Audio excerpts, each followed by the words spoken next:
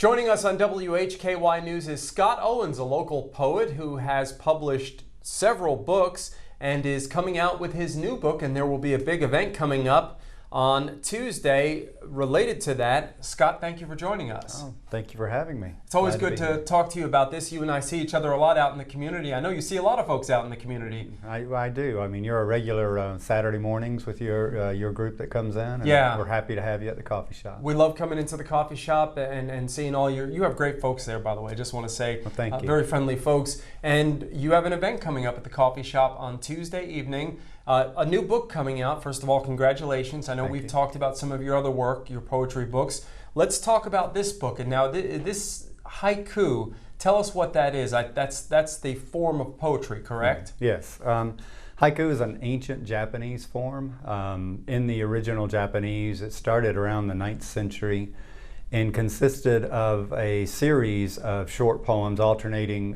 5, 7, and 5 syllables. Or actually, in Japan, they call them on, which means sounds. Okay. So it doesn't translate exactly into English, but around the early part of the 20th century, haiku became a popular idea in English writing communities.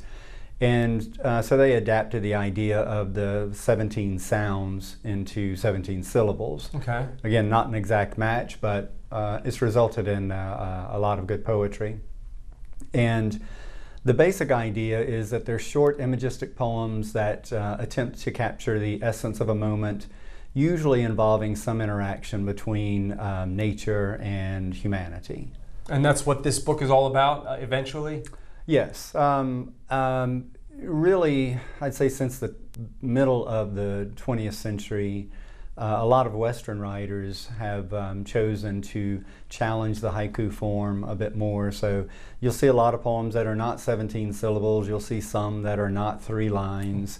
You'll see some that have more to do with human experience than with a natural experience. Okay. But, yeah. And the event, let's talk about this. It'll be you and someone else will be with you at this event. It's 6:15 Tuesday, correct? Correct. 6:15. Michael Schoenberg, a good friend of mine, just turned 89. Oh, wow. And is publishing his first collection of poetry. And it's all about aging with his pets as they age.